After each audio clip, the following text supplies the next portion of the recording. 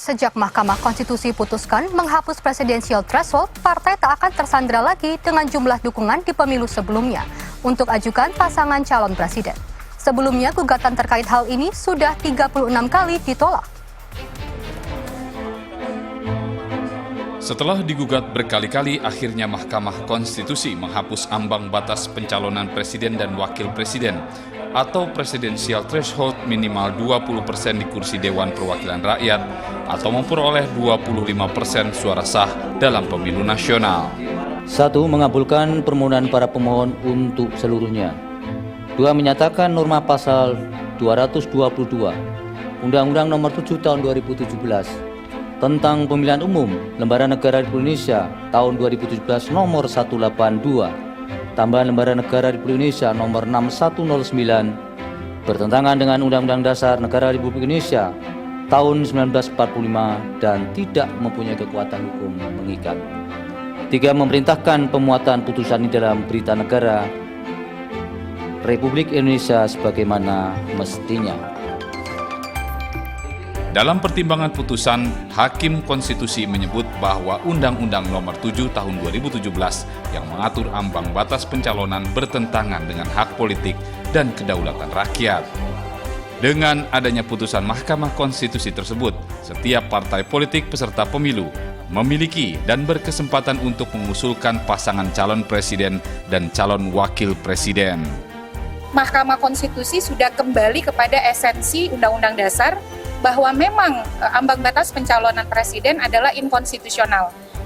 Mahkamah menerapkan 5 pertimbangan di mana Mahkamah meskipun menyatakan ambang batas pencalonan presiden adalah inkonstitusional, tapi ada 5 rambu yang ditekankan. Yang pertama, semua partai politik punya hak untuk mencalonkan presiden dan wakil presiden, partai politik peserta pemilu ya.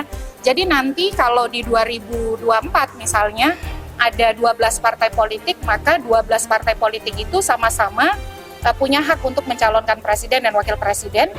Pakar politik sekaligus dosen FISIP Universitas Padjadjaran menganggap ketetapan yang dikeluarkan oleh Mahkamah Konstitusi tersebut akan mengembalikan kedaulatan rakyat dan kebebasan memilih dengan lebih banyak calon.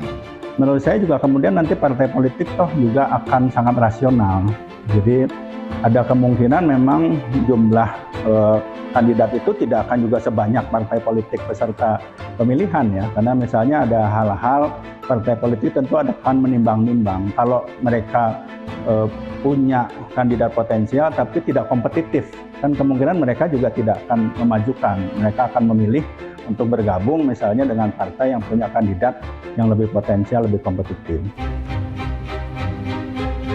Inilah 4 mahasiswa Universitas Islam Negeri Sunan Kalijaga, Yogyakarta yang memenangkan gugatan presidensial threshold di Mahkamah Konstitusi.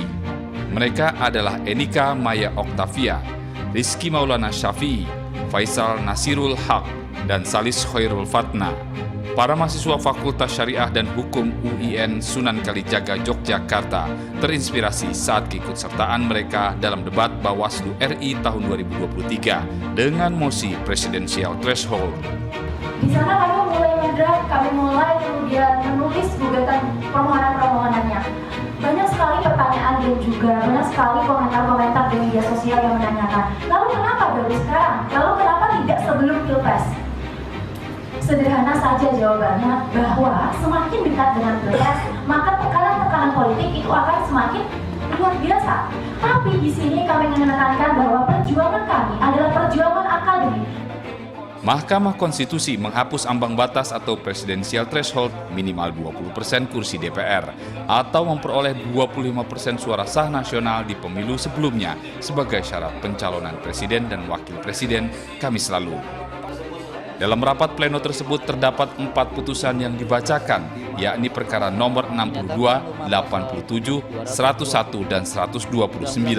Namun hanya putusan nomor 62 yang dikabulkan oleh Majelis Hakim.